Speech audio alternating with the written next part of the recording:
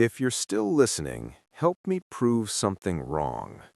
I was told this archive would never reach anyone, that stories like this would disappear unnoticed. If you believe these records matter, subscribe so they don't vanish. The engineers were screaming at each other when the first reports arrived. Their perfect weapon was working exactly as designed. That was the problem. The telegram in the lead engineer's hands contained 3 words. Those words would haunt him for the rest of his life. But those words came 6 months too late. The weapon was already in production, already being copied, already changing everything. This was supposed to be different, revolutionary, the weapon every army would want. It started in a basement workshop. A small team worked 18-hour days. They believed the project would save lives. The year was 1943. The engineers were not thinking about consequences. They were thinking about soldiers.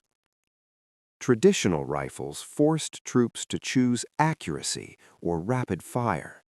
Machine guns provided devastating power. They required teams to operate. They were impossible to carry during advances. Individual soldiers were caught in the middle. They carried weapons that left them vulnerable. Hugo Schmeisser had built a career solving impossible problems. His workshop was filled with rejected prototypes and failed experiments. But this time was different.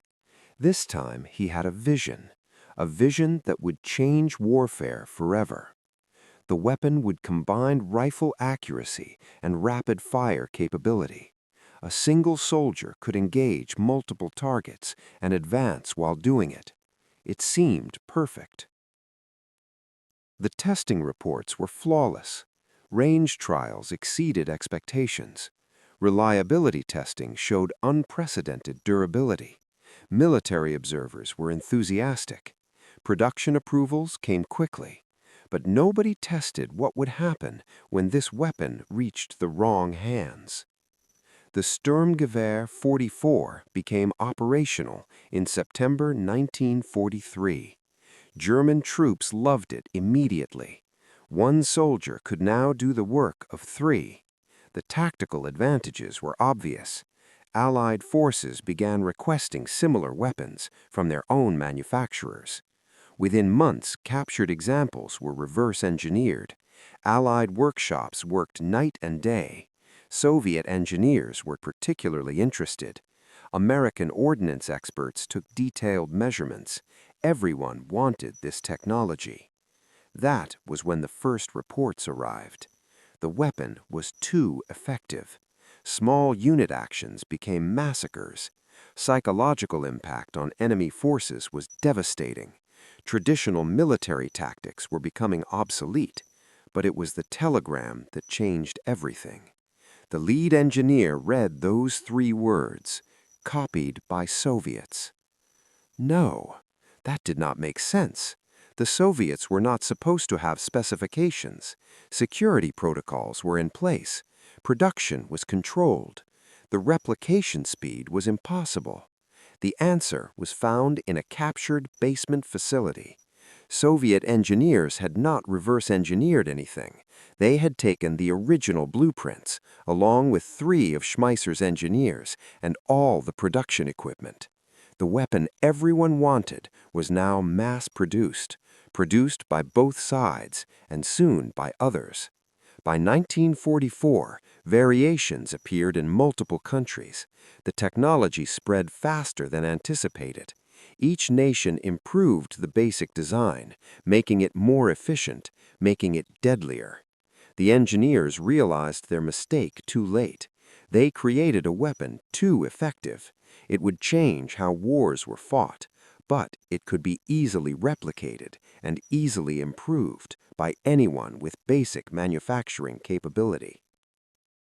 The psychological reports were the worst part. Soldiers became detached from killing.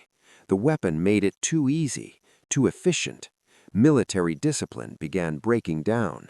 Technology removed physical limits and mental limits.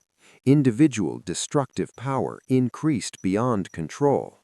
Allied intelligence described entire units. Individual soldiers caused company-level casualties. Human behavior was changing. Nobody had predicted this outcome. Then came the post-war revelations. The Soviets had not just copied the weapon, they had improved it. Their version was simpler to manufacture, more reliable in extreme conditions, and produced in the millions. The AK-47 was born from captured technology. It traced directly to the German assault rifle, but it was designed for mass production and global distribution. The Soviets intended worldwide spread. Revolutionary movements would be armed. The engineer who read that telegram lived long enough. He watched his creation spread across the world. Not his version, the improved Soviet copy. Conflicts on every continent, revolutions, criminal organizations, child soldiers.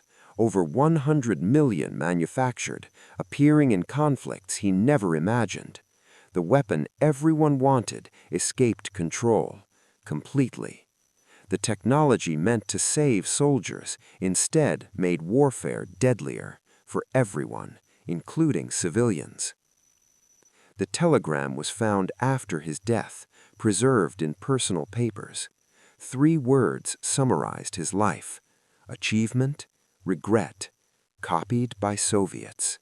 He had created the perfect weapon. That was exactly the problem.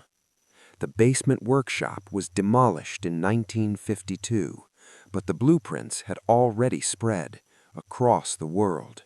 The weapon everyone wanted became uncontrollable. It still shapes conflicts today. Every modern assault rifle traces its design back to that basement workshop. Engineers thought they solved a simple problem. They actually created a new form of warfare, one that defined the next century. The engineers never intended to arm the world. They only wanted to build something everyone would want. They succeeded beyond their worst nightmares.